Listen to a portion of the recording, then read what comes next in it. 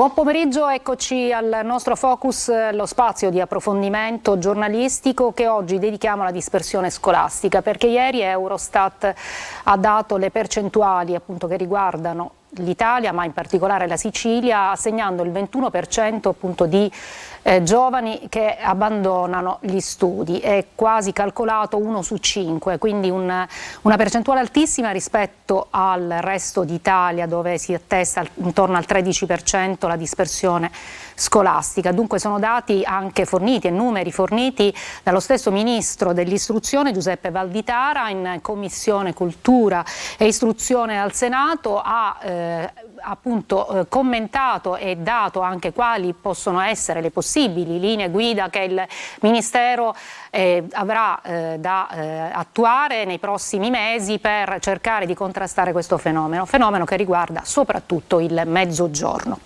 Questo pomeriggio ne parleremo con Maria Cassonello, che è coordinatrice della Gilda Insegnanti Sicilia. Buon pomeriggio, grazie per essere con noi. Buon pomeriggio a Dunque, voi. la voce importante degli insegnanti, ora appunto cercheremo di capire anche bene di che si tratta.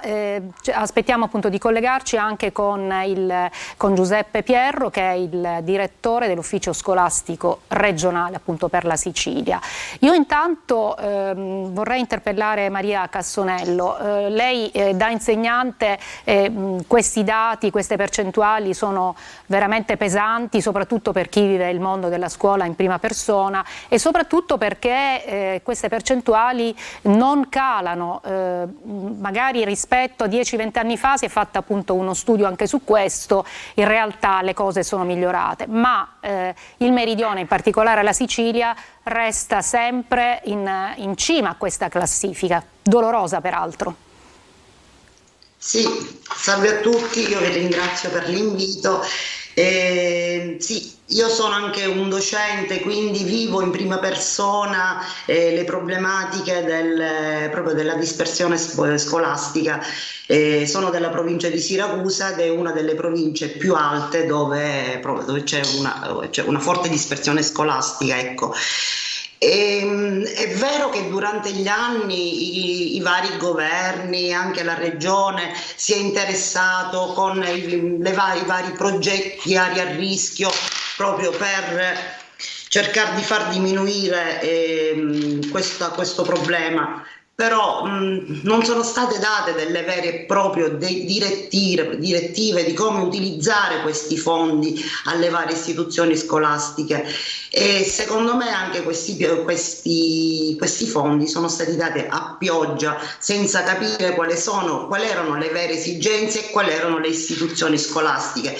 Io mi ricordo, ora è da 6 anni ecco, che io non insegno, però ho lavorato in un istituto del mio paese dove io sono di Noto, dove avevamo una prevalenza di alunni nomadi, famosi camminanti. Cioè a noi arrivavano pochissimi fondi e poi vedevo che in altri istituti del capoluogo, di altri comuni dove non c'erano le nostre stesse esigenze, arrivavano più fondi. Certo. Io spero questo secondo lei perché? A che cosa si deve attribuire? Che erano più bravi alcuni istituti rispetto a altri a proporre progetti? O cosa non ha funzionato secondo lei in questa, lei diceva distribuzione? Non ha funzionato perché non c'era un controllo, un vero e proprio controllo. Ora la regione, da noi come ufficio scolastico regionale abbiamo l'osservatorio sulla dispersione e già è diverso. Negli ultimi anni si sono proprio avviati questi osservatori per la dispersione scolastica, quindi io spero che si lavorerà in maniera diversa, ma comunque a parte queste problematiche sociali, secondo me da noi la dispersione scolastica è dovuta anche ai problemi che abbiamo di viabilità. La viabilità, da noi sappiamo che le strade in Sicilia le conosciamo, ecco, quindi per raggiungere anche un paese distante 15 chilometri ci mettiamo anche 20 minuti, mezz'ora. E a parte la viabilità, i trasporti pubblici, i nostri ragazzi non sanno come arrivare negli istituti. E quindi Anche certo perché che con il dimensionamento scolastico tante istituzioni, tanti plessi, tante scuole sono state chiuse. E certo, quindi i quindi ragazzi devono raggiungere la scuola, specialmente questo negli istituti superiori di secondo grado, dove ho visto che la dispersione è più alta, devono raggiungere l'istituto scolastico, non parliamo dei licei, ovviamente parliamo degli istituti professionali e gli istituti tecnici. certo, certo. Ma Non abbiamo trasporto. questo lei nel tempo ha visto che è un fenomeno che che è stato sempre più, diciamo, si è diffuso Sì, sempre di più con maggiore sì, sì. incidenza e queste sono, diciamo, delle difficoltà strutturali. Sappiamo benissimo qual è la rete appunto stradaria, viaria, insomma siciliana, che è deficitaria, però penso che ci siano anche delle ragioni, vogliamo dire, ambientali, culturali, perché ora poi approfondiremo anche il focus catanese, per esempio. Abbiamo una breve intervista al presidente del Tribunale dei Minori che si è occupato, ha istituito con altri enti, anche con l'ufficio provinciale scolastico, appunto un osservatorio. Sì, di questo sì, però secondo me prevalentemente è una questione di trasporti, perché noi abbiamo gli alunni, nella nostra provincia è successo che quest'anno in una scuola i ragazzi hanno iniziato a frequentare ad ottobre, a fine ottobre, perché i servizi pubblici cioè non c'erano più i pullman e quindi i genitori, ma chi poteva permetterselo, hanno preso degli accordi, hanno affittato un pullman privato e hanno mandato i propri figli pagando Certo, a assolutamente, scuola. ma non tutti possono permetterselo. Io do il benvenuto Appunto, non tutti. sì, appunto, do il benvenuto al dottore Giuseppe Pierro, che è il direttore dell'ufficio regionale scolastico appunto per la Sicilia. Buon pomeriggio, grazie per essere con noi. Lei sentiva cosa stava dicendo Maria Cassonello, che è appunto della Gilda degli insegnanti. Insomma, noi parliamo di dispersione scolastica, i dati che ha fornito lo stesso ministro ieri, Valditara, al Senato, in commissione del Senato, insomma, sono veramente, lasciano pensare su quello che è poi la realtà siciliana in particolare. Sì, buon pomeriggio, intanto mi sentite? Sì, sì, benissimo. Sì, grazie. Sì, ho sentito quello che stava dicendo prima la dottoressa Cassonello, che saluto. E vi dico questo: come ufficio scolastico regionale abbiamo pubblicato un rapporto proprio qualche giorno fa, non so se avete già avuto modo di leggerlo, che in qualche modo è sicuramente in linea con quanto diceva il ministro. La Sicilia purtroppo è ancora questo triste primato per quanto riguarda il tasso di dispersione scolastica dei nostri ragazzi. Quello che però abbiamo voluto fare ed è in linea con quello che diceva la dottoressa Cassonello prima, cominciare ad analizzare il fenomeno in maniera un po' più stratificata, perché limitarsi a dare un dato di dispersione regionale rischia di trascurare le differenze che ci sono da territorio a territorio. È vero anche quello che diceva la collega prima per quanto riguarda alcuni problemi di trasporti, è vero anche che si deve lavorare un pochettino per migliorare anche l'offerta didattica, perché evidentemente quando i ragazzi li perdiamo dal percorso e con uno sforzo enorme che fa la rete dei nostri osservatori, che li va a recuperare uno per uno, vi dico, l'anno scorso abbiamo gestito 5.000 casi e 5.000 ragazzi che in qualche modo puntualmente sono stati recuperati e riportati nel sistema, ma se il sistema non li sa trarre, quelli sono comunque ragazzi che rischiano di uscire. Quindi con questa pubblicazione di dati che abbiamo veramente voluto offrire al dibattito pubblico, l'abbiamo fatto anche proprio per stimolare una discussione, per andare a definire territorio per territorio quali soluzioni possono essere definite, perché sicuramente le ragioni della dispersione di Ragusa possono, e in questo caso ve lo confermo, lo sono, differenti dalle ragioni che portano i ragazzi a disperdersi in altri territori. Lei l'aveva accennato prima, lo voglio dire perché credo che valga veramente la pena. La Sicilia ha messo, ed è l'unica regione in Italia, e lo sta facendo anche perché si rende conto che è un primato dal quale dobbiamo assolutamente uscire, una rete di osservatori che sono comunque istituzioni scolastiche, dove noi abbiamo distaccato come ufficio scolastico regionale 49 operatori psicopedagogici, questo non c'è in nessuna regione d'Italia, che fanno questo lavoro appunto di recupero caso per caso, e cerchiamo di andare ad individuare già con un dato predittivo oggettivo, che è quello della scarsa frequenza. Come puoi immaginare, quando un ragazzo, pur essendo a scuola, ma ha una frequenza saltuaria, quello può essere un sintomo, quindi uno di quegli indicatori che ci possono portare a considerare che esiste un rischio di dispersione per quei ragazzi, e quindi dobbiamo lavorare per prevenire il più possibile. E a questo proposito le dico che noi abbiamo sentito il presidente del Tribunale dei minori di Catania, il dottore Roberto Di Bella, e sentiamo cosa ci dice e poi possiamo anche commentarlo. Catania è la prima delle 14 città metropolitane per dispersione scolastica, è una delle prime per devianza minorile, ma anche per la disoccupazione giovanile. Allora sono 3 dati che noi dobbiamo mettere in correlazione, perché la dispersione scolastica significa povertà culturale, povertà educativa. I ragazzi che non vanno a scuola diventano preda della criminalità organizzata e comune. Gli episodi di malcostume che noi assistiamo in città sono anche frutto di questo, cioè di una povertà educativa intergenerazionale, perché ci sono intere famiglie che da generazioni non vanno a scuola, e anche i ragazzi che non vanno a scuola, oltre a perdere la dimensione culturale educativa, non acquisiscono delle competenze che poi possono spendere sul mercato del lavoro. E questo è un dato che dovrebbe far riflettere tutti, che per decenni è stato sottovalutato, ma adesso a Catania qualcosa sta cambiando, ci sono delle sinergie importanti.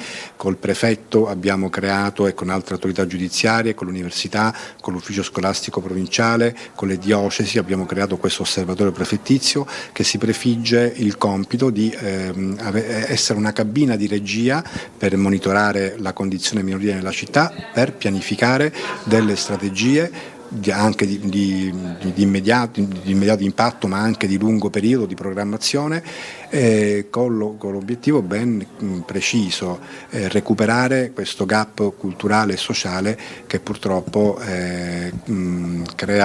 ancora lo sviluppo di una città importante come Catania.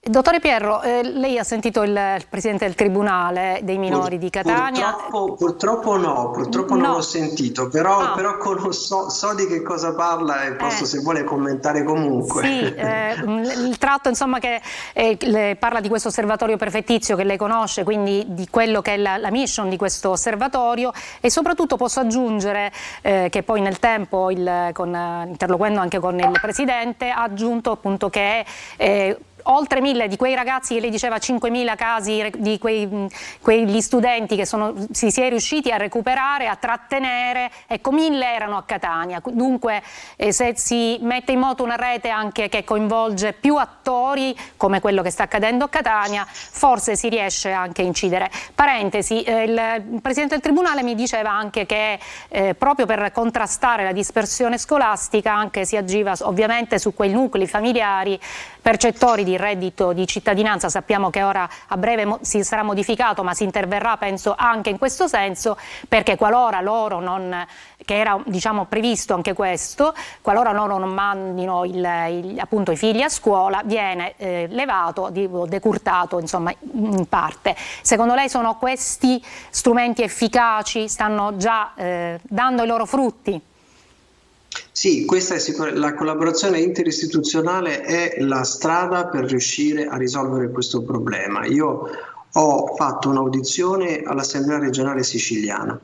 Ieri ho riunito i rappresentanti delle procure e di tutti i tribunali, perché ho condiviso con loro un modello di segnalazione unica e stiamo mettendo in piedi una piattaforma che ci potrà consentire di monitorare in tempo reale qual è la situazione dei ragazzi a rischio di dispersione, far partire immediatamente le segnalazioni a comuni e procure in contemporanea per intervenire. E questo è la dimostrazione del fatto che quando si crede che la dispersione scolastica sia un problema soltanto della scuola, in realtà così non è. Questo è quello che io sto cercando in qualche modo di dire, perché è sicuramente un problema che riguarda tutti. Lo è per quanto riguarda i trasporti, lo è per quanto riguarda il tempo pieno che non si può realizzare, dove per esempio non c'è la possibilità per i comuni di attivare le mense. Quindi insomma un elenco di situazioni che le fa capire come questo nostro tentativo di dialogare con tutti è proprio questo, esattamente quello che diceva Di Bella. Noi lo stesso protocollo che Di Bella ha sul suo territorio lo abbiamo firmato per Palermo proprio qualche tempo fa, ne è stato firmato uno a Ragusa, ne è stato firmato un altro a Siracusa, quindi insomma La collaborazione interistituzionale è la soluzione, quindi in questo sono assolutamente d'accordo con quanto diceva Di Bella. Maria Cassonello, invece chiedo a lei, voi siete insegnanti, dunque dentro la scuola siete le sentinelle, insomma vi rendete conto, siete la prima spia, no? Che si accende quando un ragazzo comincia a non frequentare, come diceva il dottore Pierro, saltuariamente entra e esce dalla scuola. Ecco, anche quello è importante, anche questo passaggio, diciamo. Sì, infatti è molto importante anche che i docenti comunichino i coordinatori di classe alle varie segreterie la frequenza anche saltuaria, perché questo è il campanello d'allarme. Il ragazzo che frequenta saltuariamente non finirà l'anno, ecco, non riuscirà a finire l'anno. E secondo me la cosa importante è, per prima cosa, portare questi alunni, riportare gli alunni a scuola e poi trovare delle strategie per tenerli, quindi anche poter aprire la scuola il pomeriggio oppure anche i comuni dovrebbero interessarsi con i centri sportivi, con delle iniziative. È una cosa importante autorizzare le classi con le mense, ma per fare questo anche i comuni devono avere economicamente i soldi per pagare la mensa, quindi è tutto collegato. Assolutamente. Dottore Pierro, i fondi del PNRR per avviare la mensa, appunto, i fondi scolastiche. Infatti parlavamo proprio di questo, volevo chiedere proprio al dottore Pierro se ci può dare qualche notizia in più in merito a questo, perché appunto i fondi del PNRR dovrebbero prevedere anche, almeno se non vado errato, 600 milioni per le mense scolastiche stanziati. Ci dice qualcosa di più? Perché secondo me anche quello, il discorso del tempo pieno, che riguarda molto la Sicilia, perché in tempo pieno di fatto non ce n'è, moltissimi istituti, anche quello è un modo concreto per contrastare la dispersione. Sì, il tempo pieno è una soluzione. L'abbiamo visto, credo c'è stata una sperimentazione proprio in una scuola di Vittoria che è riuscita ad implementare il tempo pieno ed è riuscita a portare anche gli iscritti da quasi raddoppiarli, quasi raddoppiati. Ora, quindi questo è il segno del fatto che il tempo pieno è una risposta. Aggiungo però un dettaglio. Non basta soltanto avere il tempo pieno, occorre far capire alle famiglie che la scuola può offrire un servizio che va anche l'orario classico. Abbiamo anche esempi purtroppo tristi di scuole che hanno attivato il tempo pieno e che non hanno avuto iscritti. Segno del fatto che forse c'è da fare anche un lavoro culturale per convincere le famiglie che i ragazzi possono stare a scuola il pomeriggio, perché in alcuni territori, questo glielo assicuro, i ragazzi non vengono mandati a scuola al pomeriggio anche quando potrebbero farlo. Quindi c'è anche da lavorare culturalmente per far capire che la scuola oggi può offrire veramente un servizio a tutto tondo. È giusto quello che diceva la dottoressa Cassonello prima, ed è quello su cui dobbiamo lavorare con i fondi del PNRR. Noi stiamo facendo una serie di protocolli d'intesa, ne abbiamo fatto uno con Save the Children, un altro con la Fondazione Agnelli, un altro con la Fondazione della Compagnia di San Paolo, per formare i docenti. E lo diceva anche il Ministro, questa nuova didattica orientativa che stiamo cercando di implementare deve servire anche a questo, quindi non l'orientamento che fai l'ultimo anno per fargli fare la visita all'università, ma l'insegnante deve accompagnare il ragazzo dall'inizio del suo percorso per orientarlo. E quindi la Sicilia, per esempio, ha un dato in controtendenza per quanto riguarda le iscrizioni. Sono cresciuti i licei e sono diminuite le iscrizioni agli istituti tecnici e professionali, e nel resto dell'Italia al contrario.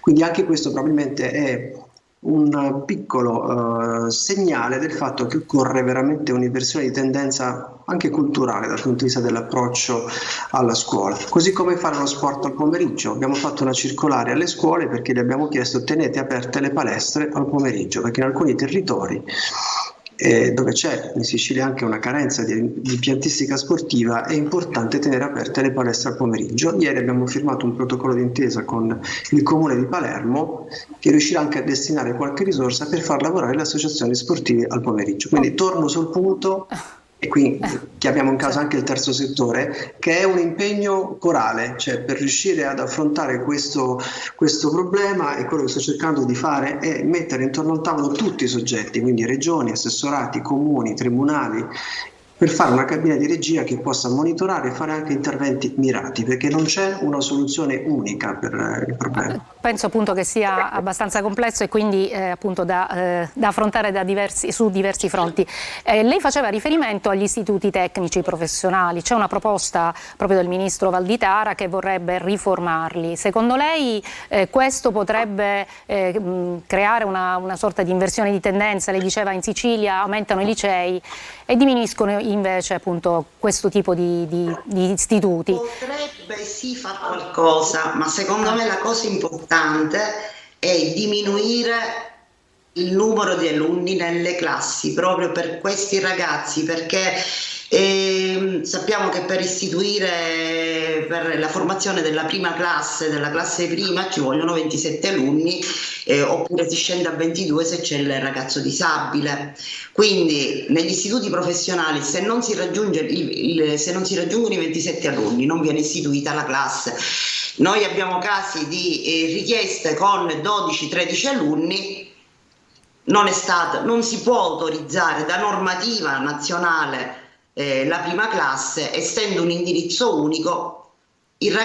Questi saranno ragazzi che abbandoneranno la scuola perché non sono in grado di frequentare un liceo, quindi negli istituti dove c'è solo gli istituti di istruzione superiore, ormai troviamo dal liceo al professionale e c'è solo quell'indirizzo, questi ragazzi non andranno a scuola, abbandoneranno. Quindi si perderanno. Quindi anche diminuire solo anche in determinate zone a rischio, ecco. Certo, e dottore Pierro, lei cosa ne pensa a proposito di questo?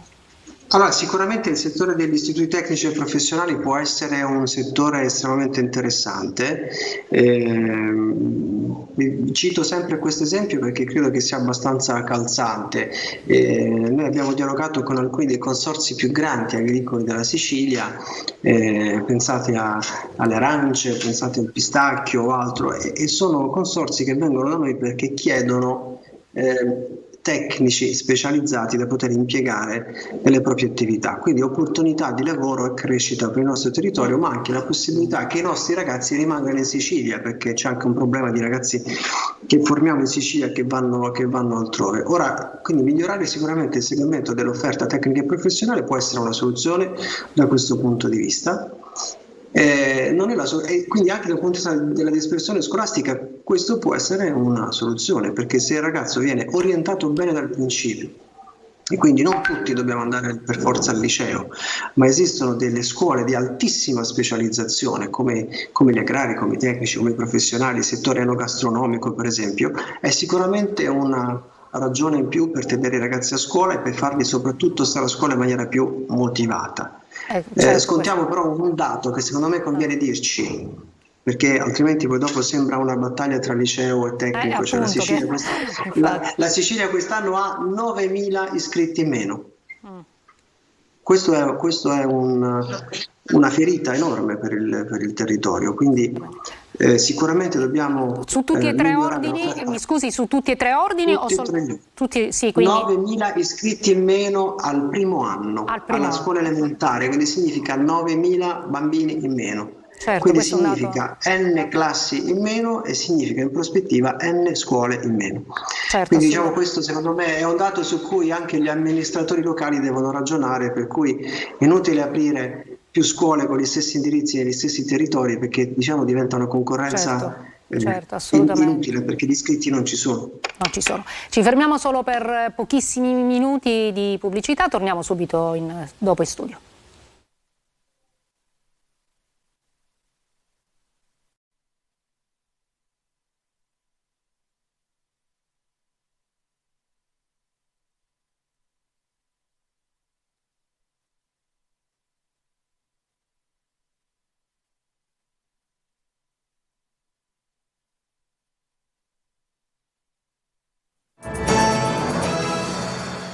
Eccoci in studio, stiamo parlando di dispersione scolastica, veramente pochi minuti, chiedo rapidità agli ospiti. Dottore Pierro, un altro fenomeno che comunque ha a che fare con la scuola sono i giovani che non studiano, non lavorano e non cercano lavoro, e dunque anche quello pesa in modo significativo, no? sul futuro appunto di queste...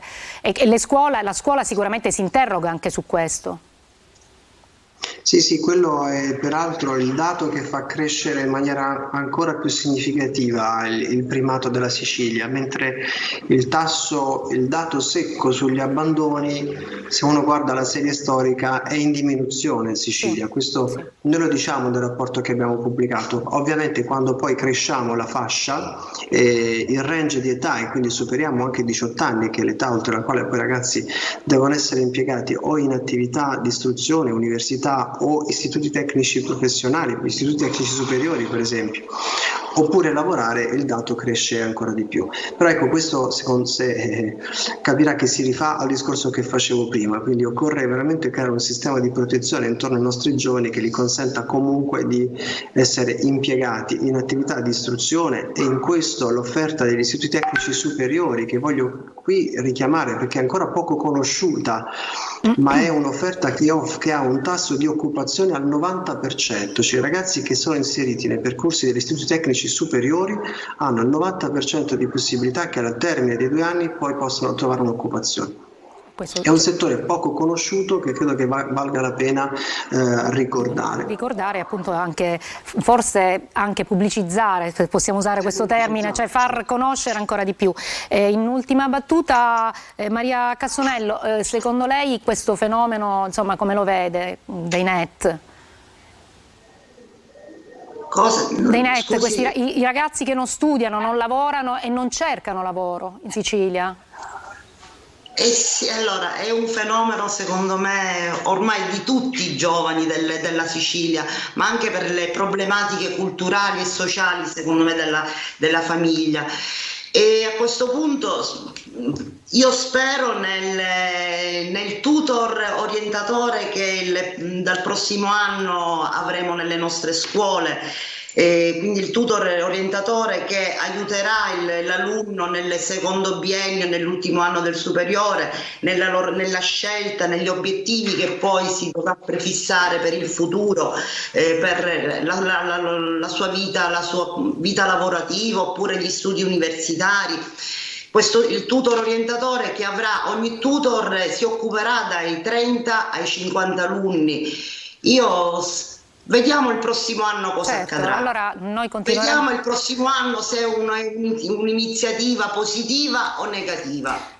Sicuramente noi continueremo a parlare di scuola, di occuparci ovviamente di questo mondo che è in continua evoluzione, soprattutto che appunto dovrebbe garantire livelli di istruzione, insomma diritto allo studio un po' a tutti i ragazzi siciliani, e per questo insomma torneremo a parlarne. Intanto ringrazio i miei ospiti Giuseppe Pierro e Maria Cassonello, e soprattutto ringrazio voi che ci avete ascoltato. Buon pomeriggio.